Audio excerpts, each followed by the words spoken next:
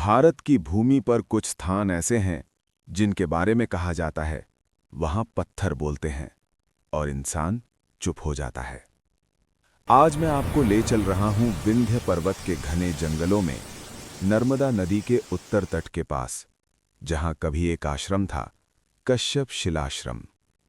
एक ऐसा आश्रम जो एक ही रात में पूरा का पूरा पत्थर बन गया। ये कहानी शाप की नहीं है, ये कहानी है मौन, मर्यादा और अहंकार की। हजारों वर्ष पहले महर्षि कश्यप की परंपरा से एक महान तपस्वी हुए, महर्षि कश्यप वत्स। उन्होंने विंध्य पर्वत के वन क्षेत्र में एक तपोभूमि स्थापित की। चारों ओर साल और तेंदू के वृक्ष, पास ही नर्मदा की शांत धारा। ये आश्रम केवल शिक्षा का स्थान नहीं था, ये आत्मसंयम की प्रयोगशाला था। यहां 108 शिष्य रहते थे। दिन में वेद, रात में ध्यान और जीवन में अनुशासन। कश्यप शिलाश्रम का सबसे कठोर नियम था अमावस्या की रात्रि में पूर्ण मौन। न मंत्र, न प्रश्न, न फुसफुसाहट। क्यों? क्योंकि मान्यता थी कि अमावस्या की रात इस क्षेत्र में विचरण करती है शिला देवी। वो देवी बोलती नहीं, पर वाणी के कंपन को पहचान लेती है। मौन यहां डर नहीं था, मौन यहां रक्षा था। 108 शिष्यों में एक शिष्य था सुमेध। तेज बुद्धि, तीव्र वाणी और प्रश्नों से भरा मन। वो मानता था कि नियम डर से बनते हैं।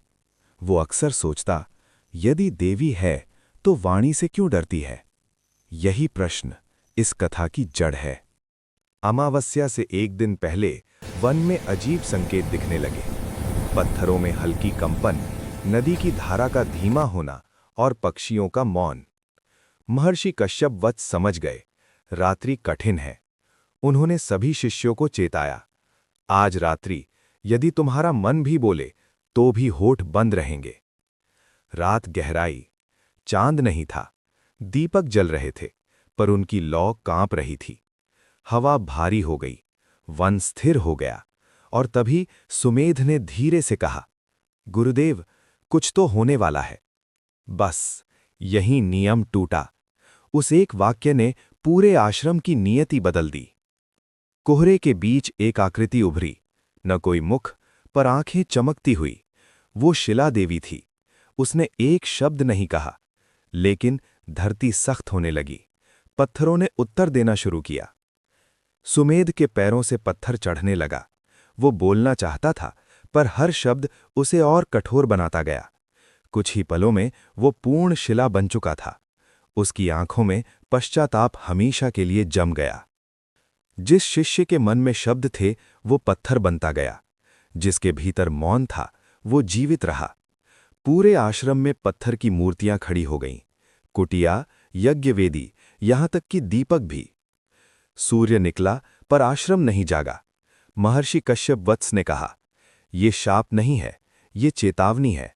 वाणी शक्ति है और अहंकार उसका विनाश। आज भी कश्यप शिलाश्रम विंध्य के जंगलों में मौन है और पूछता है, क्या तुम्हारी वाणी मर्यादा जानती है? अगर ये कहानी आपको सोचने पर मजबूर करे, तो समझ लीजिए, शिला देवी आज भी जागृत है।